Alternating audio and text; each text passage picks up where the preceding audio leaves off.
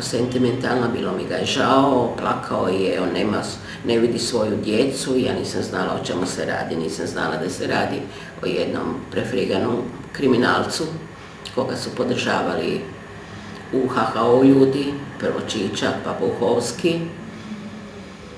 I još sam ga ostavila da dolazi neka odvjetnik da si nešto zaradi, pa sam mu plaćala, ne. Negdje kraj, kad je bila zaključena nagodba, on je išao 2-3 puta sa mnom u Gortan, išao je eksporteru, s time da mi je nosio samo torbu sa spisima, jer nije bio odvjetnik i nije mogao niti surađivati, niti raditi. Stranke nije primao, ali je pisao u uredu, ako sam mu nešto rekla, to je morao pisati, ne, i raditi.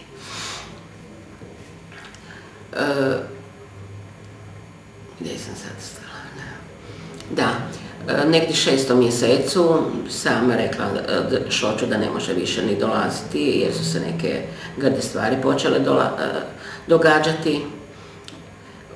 Došla je jedna ova vježbenica koja je njemu vjerojatno bila alibi i služila mu je u njegovoj raboti da meni nešto naprave. Davali su mi u kavu, davali su mi kokain, on je bio droger.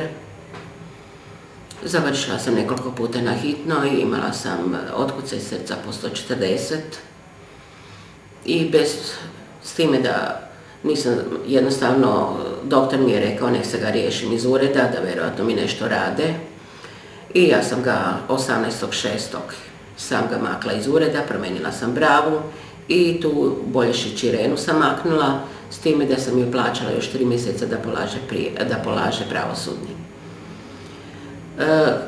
On je otišao sa gospodinom Čičkom i HHO-om, neki seminar su imali na Šolti.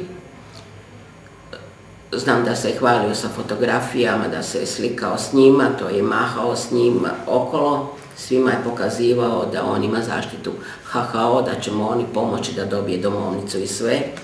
Čak i imam dokumentaciju tu gdje se Čičak obavezao da će se brinuti o njemu, prijavio ga je na adresu Zelinska 7, na svom stanu, da. I počele su mi pretnje. Kad se on vratio sa Šolte, počele su pretnje da će me uništiti, da je kod mene zaradio 3 miliona maraka za tih 2 mjeseca, nije donio ništa. Donio je svoju staru pisaću mašinu i donio je 2 predmeta koje je odnio sa sobom i ništa drugo. Sedio u mojem uredu je sjedio, ja sam sve plaćala, moje stranke su bile. Onda me je tužio za štetu za 2.200.000 kuna.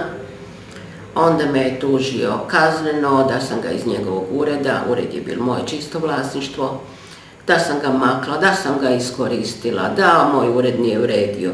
Uglavnom pretnje su bile da će me uništiti ako mu ne dam novac, da će mi djecu. I to su bila nekoliko pisma, ja sam se obratila policiji. Policija u prvoj policijskoj postaji nije napravila ništa. Rekli su pa ništa se nije dogodilo, tek kad se dogodi. Zadnje pismo sam primila negdje početkom 9. mjeseca gdje je pisao da će me uništiti, da će me ubiti, da će me uništiti imovinu. Ja sam opet to pismo dala policiji, od toga ništa. Obratila sam se na nekoliko strana, ali interesantno, u to vrijeme su dolazili iz ZUP-a, onda je bil ravnatelj ZUP-a Smiljan Reljić, pojavila su se 2 inspektora, Zovko, joj ne znam kako se drugi zvao, imam u ovome zapisano.